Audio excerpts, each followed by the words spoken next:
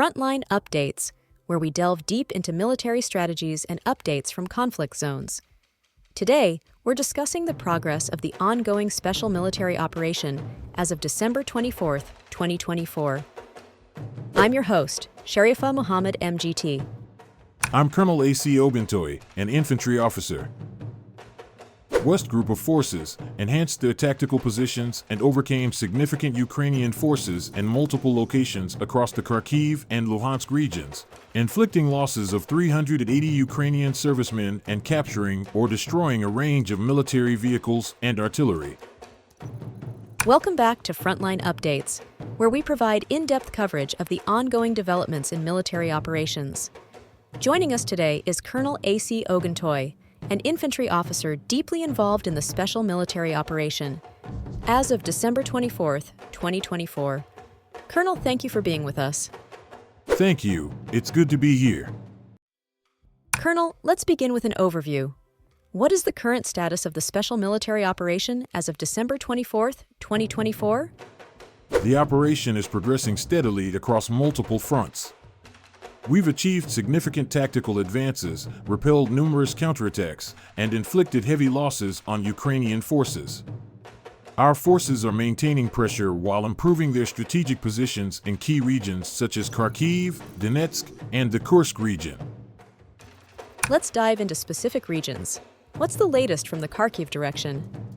In Kharkiv, the North Group of Forces successfully engaged and defeated Ukrainian mechanized and territorial defense brigades near Lipsy and Volchansk. These engagements resulted in the loss of 40 Ukrainian servicemen, 3 vehicles, and 4 D-30 howitzers. How about the West Group of Forces? What progress has been made there? The West Group of Forces further improved tactical positions, defeating 3 mechanized and assault brigades, as well as 2 territorial defense brigades, across areas like Dviregnia and Zagryzovo.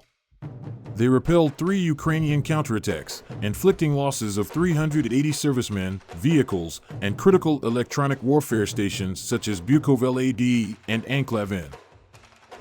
That's significant progress. What about the Donetsk region? Donetsk remains a critical front. The Southern Group improved their positions and repelled an assault near key settlements like Seversk and Droshkovka, inflicting losses of 250 Ukrainian servicemen, an armored personnel carrier, and artillery units. The Center Group advanced deeply into enemy defenses, defeating multiple brigades and repelling 10 Ukrainian counterattacks. Losses included 585 servicemen, tanks, and armored vehicles, including a U.S.-made M113. The East Group took more advantageous positions in areas like Vermivka and Konstantinopol. They defeated Ukrainian forces and destroyed advanced artillery, including a U.S.-made Paladin self-propelled unit. How is the situation evolving in Zaporizhia and Kherson? In Zaporizhia and Kherson, the Dnipro Group of Forces made advances along the front line, defeating Ukrainian mechanized and territorial defense brigades near Nikolskoye and Pridniprovskoye. Ukrainian forces suffered losses of 65 servicemen, 3 vehicles, and artillery. These developments solidify our control over key positions in the region. What role have aviation and artillery played in these operations? Operational tactical aviation, drones, and artillery have been essential. Over the past 24 hours, we struck 146 locations, targeting military airfields, ammunition depots, and enemy concentrations. Additionally, our air defense systems intercepted 4 HIMARS rockets and 65 Ukrainian UAVs, demonstrating our ability to neutralize aerial threats effectively. Turning to Velikaya Novosyolka, there seems to be growing activity there. Can you shed light on what's happening? Velikaya Novosyolka is becoming a focal point. Russian forces are advancing, establishing fire control over adjacent roads and beginning to encircle Ukrainian positions. While the village itself hasn't seen direct combat yet, Ukrainian forces are already attempting to retreat. If our forces capture the key heights around the village, the Ukrainian forces will face a difficult retreat from a lowland area, reminiscent of the earlier situation in Bakhmut. What are the broader implications of the situation in Velikaya Novosyolka? If we secure the area, it would mark a significant strategic win, cutting off Ukrainian supply routes and further weakening their positions. Ukrainian forces are currently in active defense, but mounting losses and increased Russian aerial activity make their position increasingly untenable. Colonel, could you summarize the key challenges Ukrainian forces are facing across these regions? The Ukrainian armed forces face several challenges. 1. Mounting losses in manpower and critical equipment across all fronts. 2. Coordination issues. Reports indicate poor interaction between Ukrainian armed forces and territorial defense units, especially in regions like Terny. 3. Encirclement threats. In areas like Velikaya Novosayolka, Ukrainian forces risk being trapped in difficult terrain. 4. Drone attacks. While Ukraine continues to target regions like Belgorod with drones, their ability to sustain effective operations is diminishing. Colonel Oguntoye, the Kursk region has been mentioned frequently in your briefings. Can you share the latest developments from there? The Kursk region remains strategically important. The North Group of forces successfully repelled 4 Ukrainian counterattacks and defeated formations, including mechanized and airborne brigades near settlements like Alexandria and Viktorovka. Ukrainian losses included 200 servicemen, an armored personnel carrier, and electronic warfare stations. Cumulatively, in the Kursk direction, Ukrainian forces have lost over 43,500 servicemen and significant quantities of military equipment, including tanks, infantry fighting vehicles, and artillery. The Kursk region holds strategic importance as it secures our border areas and disrupts Ukrainian operational capabilities in nearby regions.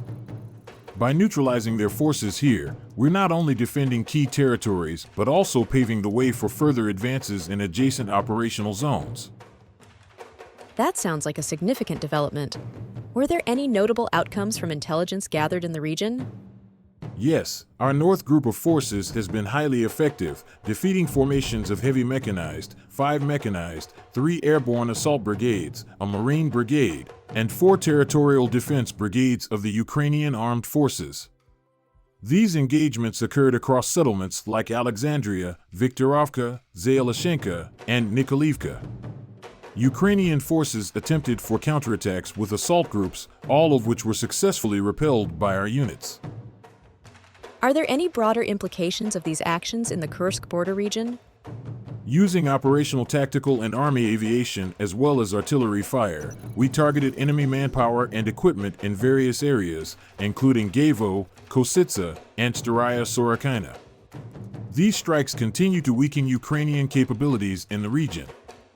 Over the past 24 hours, Ukrainian forces in the Kursk region suffered more than 200 casualties, and we destroyed critical assets, including an armored personnel carrier, an armored combat vehicle, an electronic warfare station, and several vehicles. The coordinated actions of our forces in this region are leaving Ukrainian formations with little chance of holding their positions. Reports indicate poor coordination between Ukrainian armed forces units and territorial defense brigades, further hampering their efforts. Colonel Oguntoye, can you share details on the specific operations conducted as part of the Special Military Operation on December 24, 2024, and the results achieved? 1. North Group of Forces, Kharkiv Region Operations conducted, engaged and defeated Ukrainian mechanized and territorial defense brigades near the settlements of Lipsy. 2. West Group of Forces, Kharkiv, Luhansk, and Donetsk regions improved tactical positions and engaged 3 mechanized and assault brigades of the Ukrainian armed forces and 2 territorial defense brigades. 3. Southern Group of Forces, Donetsk region improved positions along the front line and engaged Ukrainian forces near settlements like Serebryanka, Seversk. 4. Center Group of Forces, Donetsk region advanced into enemy defenses and engaged 3 mechanized and motorized infantry brigades. 5. East Group of Forces, Donetsk and Zaporizhia regions secured more advantageous positions and engaged motorized infantry and mechanized brigades near Vermivka. 6. Dnepr Group of Forces, Zaporizhia and Kherson regions improved frontline positions and engaged Ukrainian mechanized and territorial defense brigades. Colonel, thank you for providing such a detailed briefing on the current military situation. Your insights are invaluable to our understanding of the conflict's dynamics. And thank you to our listeners for tuning in. Join us next time as we continue to provide up-to-date coverage on global military affairs. Stay with us for more updates and expert analyses on global defense and security issues. Stay informed, stay secure. Thank you for the opportunity. The UN condemns Israeli attacks on Gaza's humanitarian systems. The Israeli military used remote-controlled robots to plant explosives outside Kamal Adwan Hospital in Gaza, injuring medical staff and patients. The United Nations later condemned Israel's repeated attacks on hospitals and urged Israeli forces to respect humanitarian law, which the IDF never does, and this is a threat to all of us. As without constraint, total war is not only possible but expected.